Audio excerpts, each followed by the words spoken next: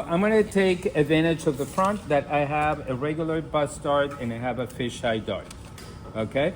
I have cut two because I have a right and a left breast, right?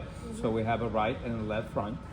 So I always like to open the inside of the folded. Remember, I cut it this folded, not on the fold. Okay? We don't cut on the fold, we cut folded. If I have two identical pieces. So if I were to use a fabric that has a face, I always have the right face in the inside. That way, after I cut it, I open it like I did, right? So now I know that these are two of the right sides because I don't want to be one of those that have two left feet. I want to have a right and a left one, right? So anyway, if you are interested on making sure that you don't make that mistake again, go ahead and put a pin on the right side of the fabric. That way you don't get confused by the time you go to the other. Yes? Okay, so I'm gonna do the bust dart, which is an open dart at the beginning, right? So I'm gonna match my notches. Matched, okay? And then here I have its corresponding notch, punch hole. So I'm going to put a pin here so I know where it ends. And I'm going to put a pin here because I don't want it to move. Right? If you want to put more pins, go put more pins. Right? And making sure that my thread is behind because it's been so long since you started sewing that you forgot. Right? Your darts are a straight line. They're not curved. Okay, I don't care how many drinks you have before you started sewing, this is a straight line. Okay, so make sure that when the needle is to the punch hole, it's going to be a straight line. Okay, and no, by level 3, you don't use pencil on fabric, right? Right. None of you, when you went shopping, you found anything written with a pencil telling you where it was sewn. Okay, so try to get used to no pencil on fabric. Making sure that, did I repeat it so many times? No pencil on fabric. Okay, stitch length, 2.5 and 2 3/4 if you want, right? I'm gonna go 3 stitches, I'm gonna reverse 3 stitches, and then I stitch straight until I pass the punch hole. I don't wanna stitch exactly the punch hole because I'm gonna end up having a hole on your garment, right? And then I stitch out. Do not reverse. Just completely stitch out until you run out of muslin. See how straight my stitching line is? You see? Yeah. You can go that far past your punch hole? Huh? You can go that far past the punch hole? Half an inch. Didn't we make our pattern half an inch the punch hole away from that? Well, that's the reason why. Right?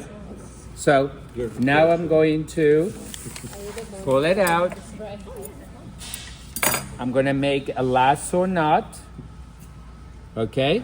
And we want to make sure that that knot is very close to the fabric. So my trick, you put your pin right there inside the lasso, right exactly where it ends, and then you pull it and your knot is exactly on that hole. Okay, you're acting like you've never seen this before. I actually have not seen that before.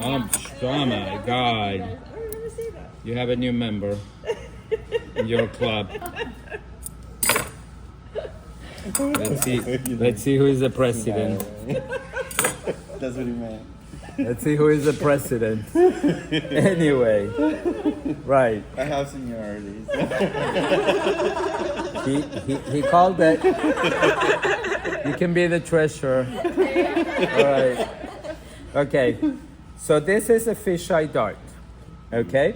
This is where it ends. This is where it begins. So I'm gonna grab each one of them and I'm gonna fold it. It should have been on the grain line. Okay? So I am going to place a pin at the beginning. I'm gonna put a pin at the end. I know for a fact that my fabric might move. So my 2 holes might not line up like mine doesn't line up. Okay? So I'm gonna make them line up. See, I can see through there. Okay? Right. And then I'm gonna put a pin. So how do you stitch a fisheye dart?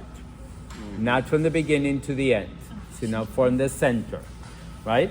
I'm gonna start right in the center, okay? And I'm not going to reverse. Again, this is not a curved thing. This is a straight line. And I'm gonna stitch it until I run out of fabric and I stitch no more. Okay?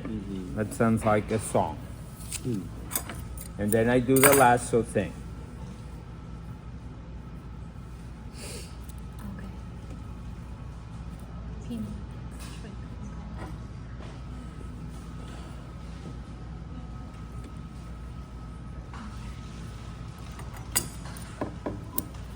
Now, to do the opposite side of the dart to finish it, I'm not gonna start where I ended this one. I'm actually gonna start about 1 inch to 1.5 inches away. I'm going to overstitch because overstitching is the same concept as reversing, but it's not gonna be as bulky because if we reverse, we would have had a reverse and a reverse, bulky, and probably is not overlapping, so you're gonna have a gap. This way is safer. So you stitch exactly on top of it, okay? And now I'm going to turn and do a straight line until the end of the dart, okay? So straight line. I'm gonna do one of those axe thing throwers. I need a volunteer with an apple on your head.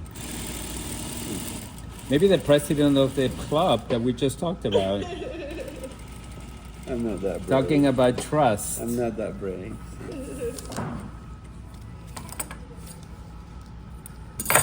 I wouldn't either.